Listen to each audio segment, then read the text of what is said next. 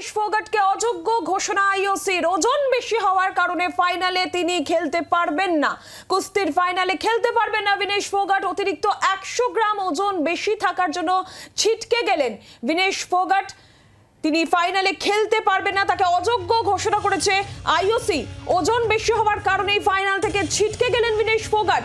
100 গ্রাম ওজন বেশি ছিল তার, তাই তিনি ফাইনাল থেকে ছিটকে গেলেন। আইওসি অযোগ্য ঘোষণা করেছে বিনেশ ফোগাটকে।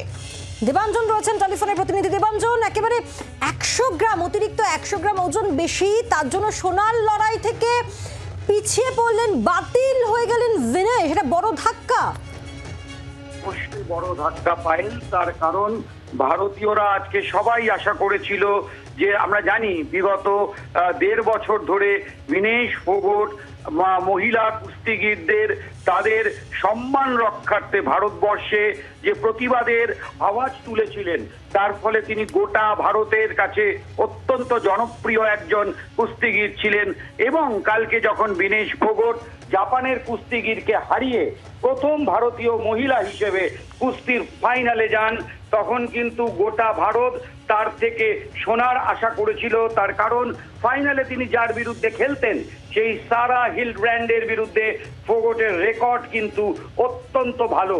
কিন্তু সেখানে যেটা হয় যে কুস্তি এবং বক্সিং এই খেলাগুলোর ক্ষেত্রে যে যে বিভাগে প্রতিদ্বন্দ্বিতা করতে নামেন, তার জন্য সকালবেলা ইভেন্টের দিন সকালবেলা তাদের ওজন করতে হয়, অর্থাৎ তিনি সেই ওজনের মধ্যে রয়েছেন কিনা। এবং তার জন্য কুস্তিগীরদের একাধিক কৌশল রয়েছে। কেউ লেবু জল খান, কেউ 2 দিন ধরে জল খান না, খুব অল্প অল্প জল খান যাতে ওজন না বেড়ে যান, কেউ খাবার দাবার কমিয়ে দেন এবং কেউ এক্সারসাইজ করেন।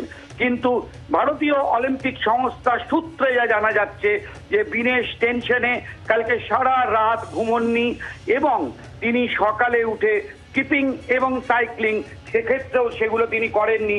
তার ফলে আজকে যখন তাকে 50 কেজি বিভাগে, যে বিভাগে তিনি নামবেন, তার জন্য ওজন করতে নিয়ে যাওয়া হয়, তখন দেখা যায় তার ওজন 100 গ্রাম বেশি।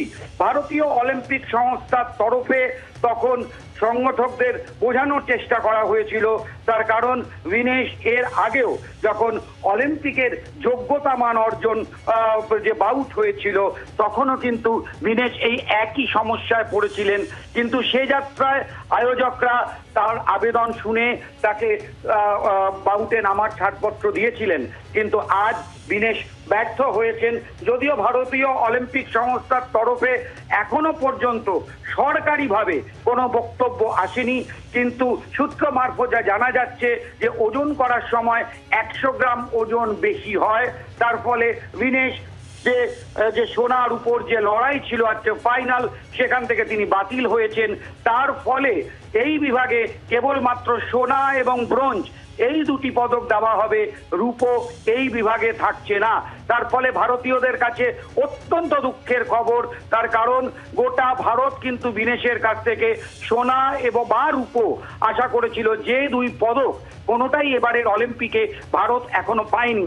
তবে সব মিলিয়ে ভারতীয় শুধু বিনেশ ফোগাট নন, ভারতীয় যে ক্রীড়া অনুরাগীরা রয়েছেন কাশ্মীর থেকে কন্যাকুমারিকা, তাদের প্রত্যেকের চোখে কিন্তু এই মুহূর্তে জল এবং হতাশা।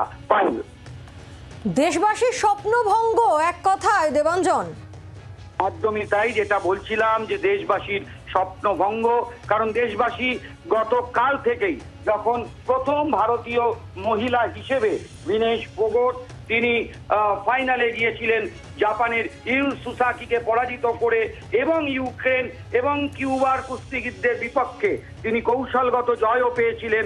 তার ফলে কিন্তু বিনেশকে নিয়ে প্রত্যাশার পারদ চড়েছিল, কিন্তু শেষ পর্যন্ত সেই প্রত্যাশা বলা যেতে পারে হতাশায় পরিণত হয়েছে। পায়েল, ধন্যবাদ। দেবাঞ্জন বন্দ্যোপাধ্যায় ছিলেন প্রতিনিধি আমাদের সঙ্গে। 100 গ্রাম ওজন বেশি থাকায় সোনার লড়াই থেকে বাতিল বিনেশ। বাংলার আওয়াজ, বাঙালির আবেগ, জি 24 ঘন্টা।